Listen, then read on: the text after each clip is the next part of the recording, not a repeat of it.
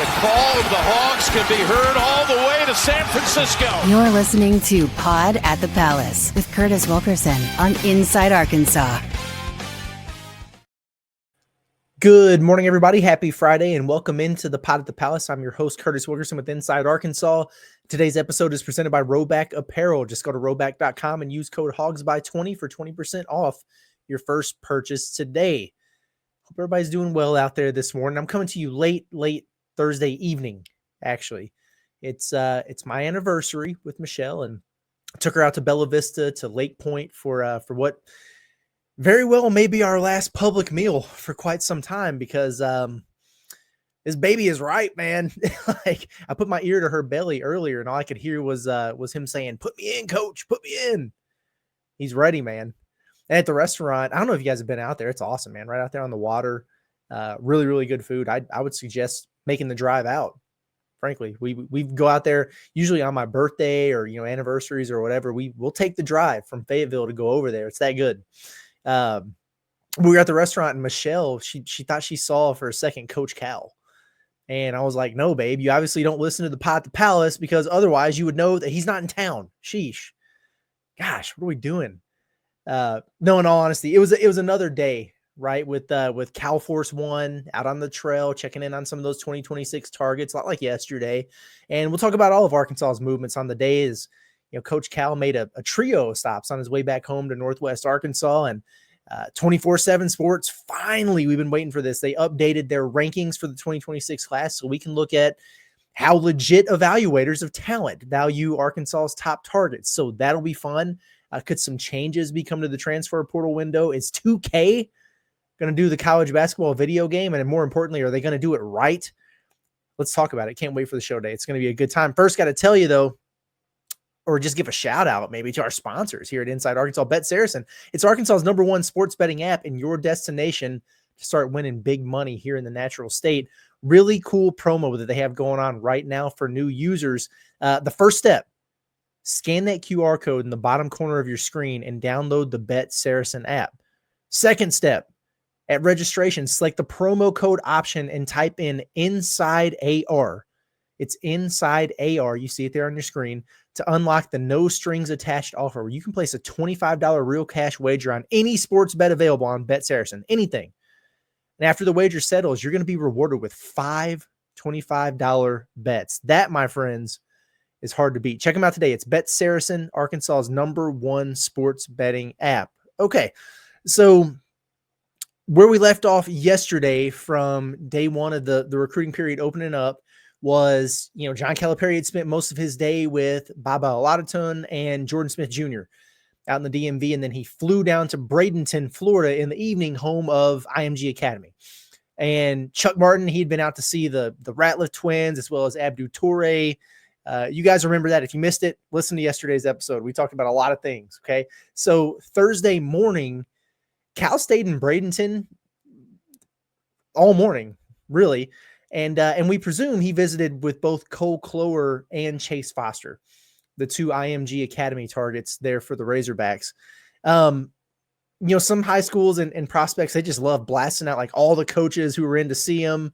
And, all the schools that have been, doing the in-home visits, or they came to our open gym or whatever. IMG has been largely quiet, which surprises me because they're one of the heavy hitters out there. But hey, everybody operates their own way. But again, John Calipari didn't take a 14-hour vacation to Bradenton, Florida. Like, he was down there for business, man. It's a dogfight for Cole Clower. First of all, he's visiting Florida this weekend, the defending champs, and he's playing ball in Florida. Now, he's a North Carolina kid, but he transferred down there for his senior season. So there's that. But that is, one of more than a half dozen stops over the course of the next 6 weeks, with Arkansas scheduled October 3rd through 5th. Now, Cole visited NC State and Will Wade last weekend. He's got UConn on the visit list, Kentucky, North Carolina, obviously, and Alabama all there as well. So you can see how coveted a sharpshooter is these days. And he is exactly that. And then as far as Foster goes, he begins a visit at Pitt today, I guess. It's this weekend.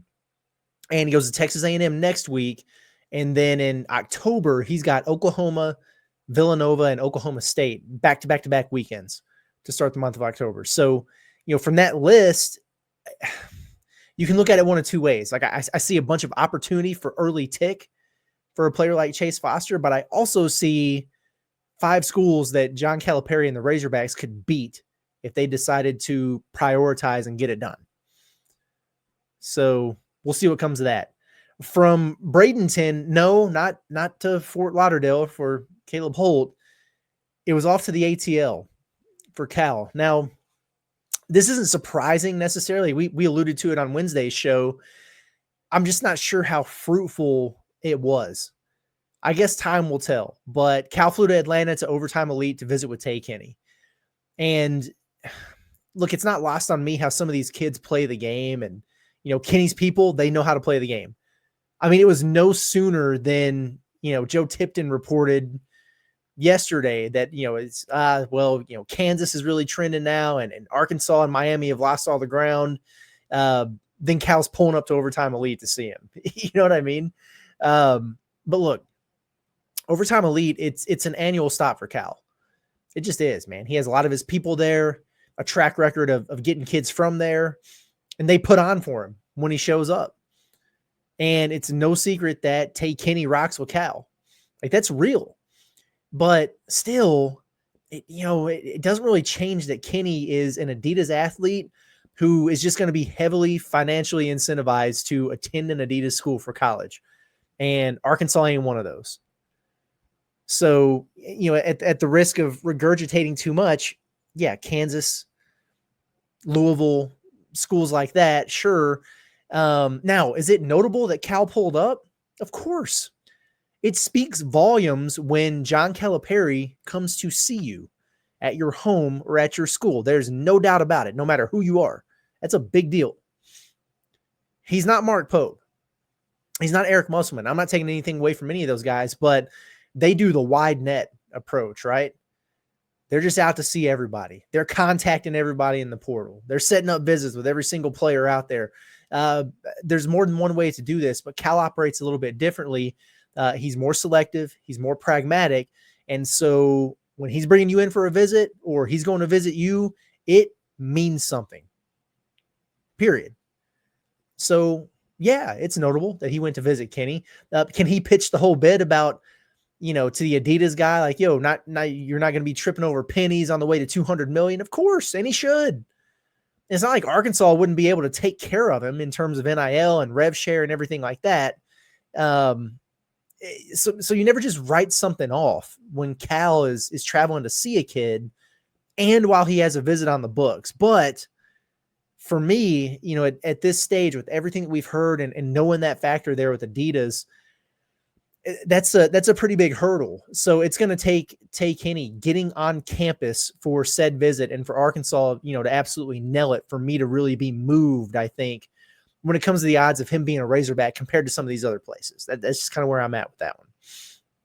A few other notes here. Mentioned yesterday, Big Arafon reshuffling his visit schedule. He's adding a couple, moving some stuff around. We learned Thursday that he will be visiting Kentucky next weekend instead of Arkansas, which, ew, am I right? Come on, man. Now his coach is Mark Pope's brother-in-law, if you recall. So they've got that connection there. He was scheduled to visit Kentucky. It was just a little bit later. Now he's moved that up. So I don't know. How do you feel about that? Now, the new date for Arkansas for that visit, it very well may be next weekend when Jordan Smith Jr. is in town, which would be sick. If you get both those guys on campus at the same time, that'd be awesome.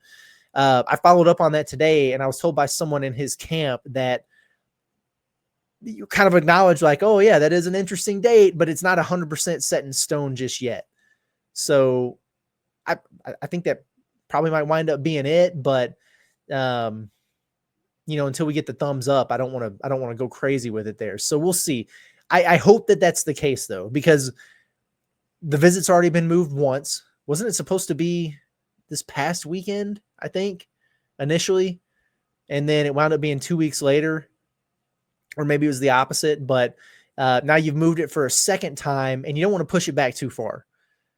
Not when he's going to be on the heels of a Kentucky visit, not with, Houston, who's all over him and in the driver's seat. I do think that he's Houston's to lose still at the moment, and Kelvin Sampson was out at his school to see him in person today. And Arkansas will be out for him early next week. So, they're going to return the favor there, but you don't want to wait too long. When you got to reschedule and stuff like that, if you can just push it back, a week or so, then that's good. But when it's, all of a sudden you're looking up and it's, oh yeah, we'll see about October, and then October turns to November, and then next thing you know, a guy goes somewhere else. So you can't let that happen and just let it fall through the cracks. And I don't think Arkansas will. And so hopefully it gets wrapped up here quick. Brandon McCoy, what's the deal?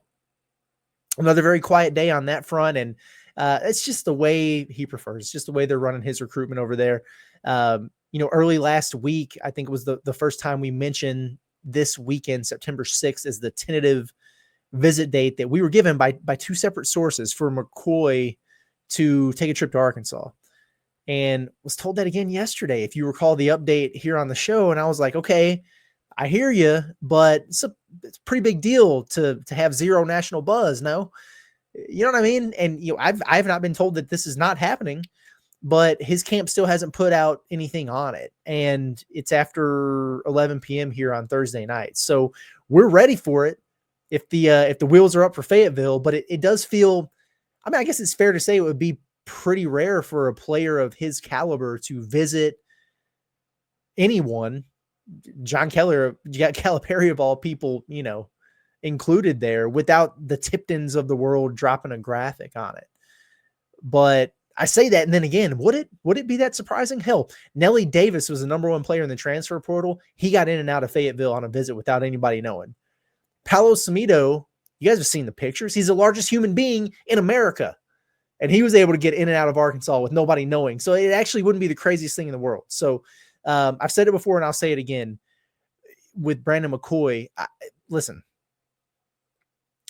I'm hopeful that it's still going down this weekend. Worst case, very, very soon. I'm just very high on him as a player. Like, when he gets on a heater, he can fill it up like nobody else in this class. He's really, really fun to watch, and he'll sit down and guard you on the other end too. He's a really, really good basketball player. So I'm excited about this one, and we'll keep you posted as things continue to develop on that one over the course of the next several hours, days, whatever you want to call it there. Hey, today's episode of the Pot at the Palace, it's presented by our friends at Walter Christmas Lighting of Arkansas. The holiday season's right around the corner. We've already turned the corner. We're almost there, okay? And Halloween is up next. And a lot of you get in the holiday spirit, and you're fired up about it, and you want to wow the neighborhood with just a lit up and decorated house, but you don't have the time. You don't have the resources. But luckily for you, Walter Christmas Lighting has you covered this fall and winter.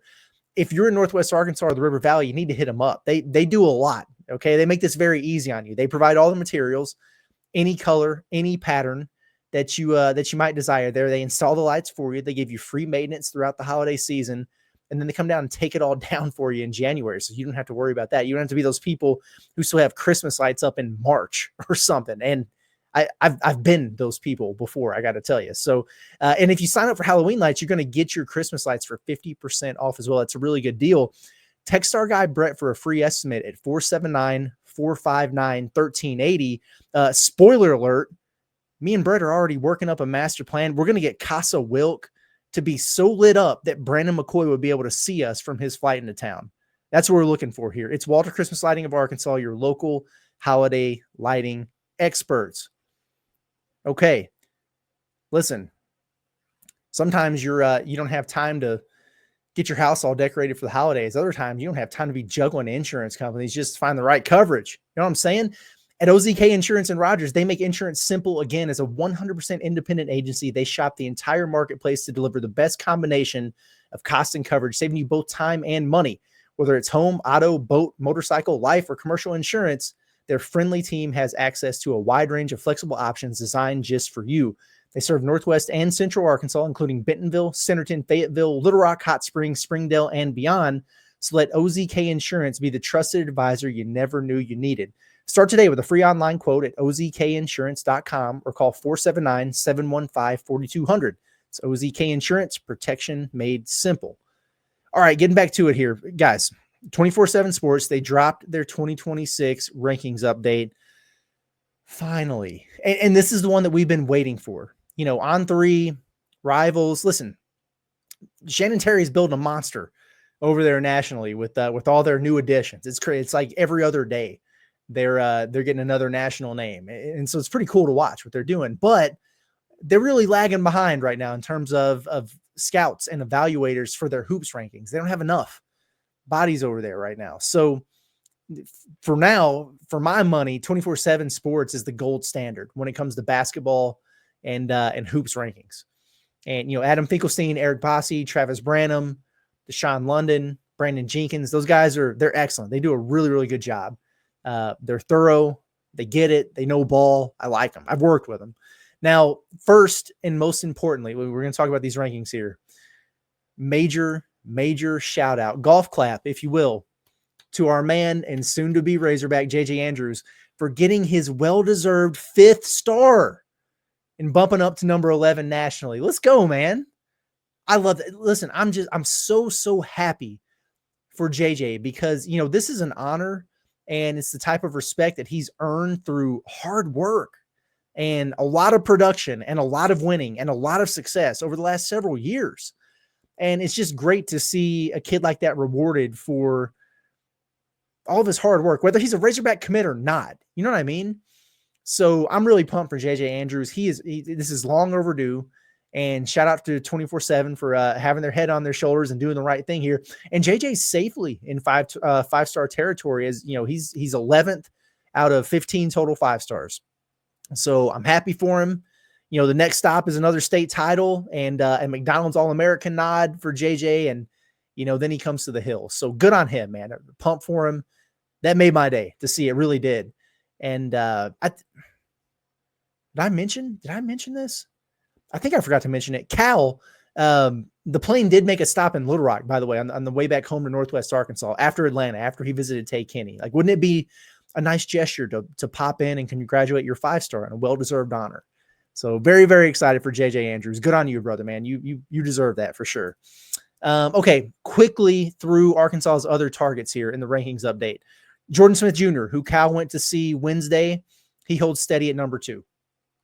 Caleb Holt, who visited last weekend, but also who Arkansas has not seen yet in the recruiting period and is beginning a Kentucky visit today, is at number 5. Upcoming visitor, Brandon McCoy, out of Sierra Canyon in California. He's sitting at number 9 in the update. He actually dropped a few spots. 9's too low for Brandon McCoy. Sorry. I know I just bragged on my guys there about how good of a job they do. McCoy's a top 5 in this class. Like, there's little doubt in my mind that that's the case. Babo Latitun, John Calipari's first stop on the recruiting trail this week. We talked about him a lot yesterday. The former number 1 prospect in the 2027 class who reclassified. He's sitting at number 10 in the 2026 class here, 1 spot above JJ Andrews. Tay Kinney, who Cal flew out to see Thursday at Overtime Elite, a 5-star, number 13. Mika Murinen, who has certainly reestablished himself with his performances at Eurobasket. You know, people might see he's averaging like 5 points and 2 rebounds or something, kind of scoff at it like, okay, congratulations, dude. But he's the youngest player in that tournament over there, and he's getting consistent run, and he's been impactful for Team Finland against a bunch of legit NBA players. He's playing against Jokic. You know what I mean? Like, it's like this ain't no funny business over here. Like, he's teammates with Lauri Markkanen. It's really cool to see him do that. Anyway, he's at number 15. He's the last 5-star on the list. Somewhat surprising to me to see Arifan Gian. He actually dropped a spot to number 17, and he stays at a 4-star for now. Didn't get his 5th star, which means there is not a single 5-star center in the 2026 class. Does that feel rare? Does that feel weird to you guys? It feels weird to me. When's the last time that's happened? Hell, it might have been last year. I have to go back and look, but it just seems like you're always good to have a dominant big, you know, whatever. Anyway, our IMG boys were, John Calipari was out in Bradenton, like we said last night and into the morning. Cole Clower comes in at number 27, big time shooter. Chase Foster, emerging forward, who had a super impactful summer. He moved up 5 spots. He's at number 33 now. Let's see, as I continue to scroll through these. Did not expect to see Abdu Torre drop, but he did. He slid 7 spots to number 37. Obviously, Chuck Martin was out for him on Wednesday. You know, I say he dropped. Sometimes it's not about a player dropping so much as other guys just emerging in the rankings. And I get the sense that's what happened here with Abdu, because he didn't do anything this summer other than produce and have a lot of highlight dunks. I mean, he was really good. So it might have just been a case of more guys getting evaluated and more guys popping, as opposed to anything that Torre did to raise a red flag or anything like that. He's a really good player. The Ratliff twins, who Chuck Martin was also out to see, Darius jumped up 13 spots. He's at number 43 now, and Adonis moved up 7 himself to number 52. So both of those guys are going to be comfortably inside the top 50 there of the composite rankings. And I believe that's everybody. Yeah, I believe it's everybody. Shout out again to JJ Andrews, man. Good on you. So happy to see that. And damn it, you better not drop him. Okay. He's getting ready to dominate the state of Arkansas throughout the course of the next several months here. At any rate, did you guys see the transfer portal news? The changes there? Now, this is more college football specific, but you have to imagine it's going to impact the hoop side of things as well. Like, they're not going to change one and not change the other. But they're eliminating, first of all, they're eliminating the spring portal window for football, as they should. You know, like, they've got the larger window opens in December. And then post-spring, they've got that 10-day window that opens. They're just getting rid of that thing, as they should, man. Like, there's not a single coach who's a fan of the spring portal besides the guys who get an injury or something in spring and then they need to go tampering, right? Like, it's insane that coaches have stopped doing spring games so their players don't get poached. It's really wild. And they're also moving the portal window because you remember it was like, in the middle of bowl season or right before all that. It's like it's like Arkansas played Missouri on that Saturday or whatever. And then Monday, the portal opens. And it's like, good grief, man. Like, let them breathe. Let them come to terms with the end of the season in some cases, but in others, it's like, you're getting ready to play a postseason game. What the hell are we doing? And it's made bowl games largely outside of the college football playoff, like, irrelevant. Nobody cares. Who wants to watch? Like Arkansas, for example, at the Liberty Bowl, like we watched, you know, it was enjoyable enough, but that wasn't the Arkansas team we watched all year who earned the Liberty Bowl berth, which I get it. Clap, clap, bravo. But you already had like 35 guys hit the portal. And so dudes who you've never seen before were playing, and maybe that adds a little bit more intrigue to a game that you don't necessarily care about anyway. But this is a way to maybe help fix that a little bit. Because they're moving it to January, by the way, like the first week of January, and they're cutting it all the way down to 10 days. I love all of this. I do. The only thing I will say is it will kind of suck for the kids who don't intend to transfer, and then your coach recruits over you at your position or whatever out of the portal, and then you don't have enough time to get in the portal yourself and go get yourself a fresh start. Like, that kind of sucks. But hey, guess what? You just have to have the old-fashioned solution, right? Work harder, play better, keep your spot. You're probably getting paid anyway. Figure it out. You know? And so what's this going to mean for hoops? Like, if they just establish the same guidelines across sports, then I guess that would mean instead of the portal opening while Arkansas and other teams are literally prepping for do-or-die games in the NCAA tournament, which is just insane to me. Like, you'd probably see the portal open the Tuesday after the national title game, which is when it should be anyway. If you ask me, coaches should not be doing Zoom calls instead of film sessions when they're trying to prep for a Sweet 16 game. It's insane. I remember the first time I heard that, Eric Musselman was talking about it before they went and beat Gonzaga. We were in San Francisco, and he's like, dude, I've done more Zoom calls. I spent more time on that in the portal than I have, you know, getting ready for Gonzaga, the number 1 overall seed in term. That's absurd. It's crazy. And, you know, they also shouldn't be hosting transfer visitors in like the 36 hours that you're home between March Madness weekends. It's crazy. You guys remember that? Because Arkansas, they went and beat Illinois, they went and beat Kansas, and they were home for like 2 days before they flew to Vegas. And during that time, they had Cam Hunter in for a visit. And that's cool. That's great. But good grief, man. Like, can we just get ready for UConn here? They've kind of got a tall task at hand. You know what I mean? So I am all for them moving this back until after the NCAA tournament. And I hope they also cut the window down from 30 days to 10 as well. And I especially feel that way when John Calipari is the head coach at Arkansas and like he doesn't go crazy in the portal anyway, because you guys were with us. You Pot at the Palace sickos for all the ups and downs and twists and turns throughout portal season this past year. And it wound up just being Arkansas getting the two guys we thought they were going to get the entire time and not really being involved with anyone else. You know, I mean, like there was a level to it with a few guys like Keyshawn Hall that like the interest was genuine. You know, that we'd had the whole Lamar Wilkerson thing. Who else was it actually legitimate with? Morez Johnson, like they had an NIL offer on the table to him. So there was a handful, but really after it got narrowed down to Pringle and Ewan, we were just kind of like, are they going to add somebody else? Cal has 7 guys on the roster. Is he going to, you know, and then you just wound up getting Paolo and Elmer and neither one of those were portal guys. It was kind of crazy. So if they're not going to do the Eric Musselman thing and bring in 7-8 transfers a year, from my stand, go ahead and knock that thing down to 10 days, man. I'm cool with it. And also, if you're going to transfer, you're going to transfer. You know what I mean? Like you don't need a month to make that decision, in my opinion, especially if you move that window back to after the end of the NCAA tournament, because like if you do that, all but a select few teams they've had multiple weeks since their season ended, right? So they've already had their exit meetings. They've talked to their agents and their people, and they've negotiated retention deals, you know, for their NIL or their rev share or whatever. They know what they're going to do. So I like this. And so you might think, well, how's that fair to the teams in the Final Four or whatever? Well, it's more fair than the current setup, right?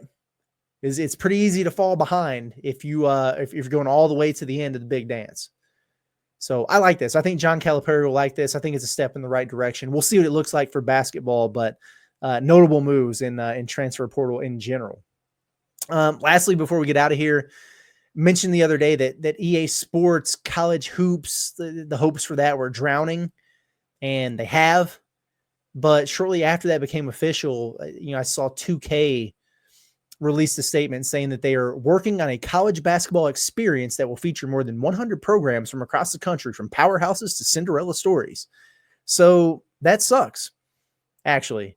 There are 365 teams in the NCAA Division I ranks, man. If you're going to do a game, do it right and do it all the way. Otherwise, I don't know how the hell you're going to get a good experience. Like, what is that going to look like? Is it going to be a real reflection of what makes college basketball so special? I don't know how you do that if you have less than a third of the teams represented. Maybe they surprise me. I will say the plus side of this is they said they have big plans for 2027 and beyond, and even have some surprises for early 2026. Now, is it going to be one of those downloadable things to go with, you know, the NBA game? I don't know. I don't know what that's going to look like. But with EA Sports, we were looking at 2028 at the earliest anyway. So maybe you'll get something earlier, like their half-ass game will at least come to us sooner. And if it does, I'll play it because it's college basketball, man. But I will complain if it's a watered-down version. I'm a purist when it comes to college hoops. So if you're going to do it right. That's all. That's all I ask. I'm not a greedy man. But I am greedy enough to get out of here for the day. I appreciate everybody for tuning in as always. Subscribe to the Inside Arkansas YouTube channel if you haven't done so already. And find us where you find your podcasts. Apple, Amazon, Spotify, wherever Pod the Palace can be found there. Appreciate you guys. Enjoy your day. We'll see you next time.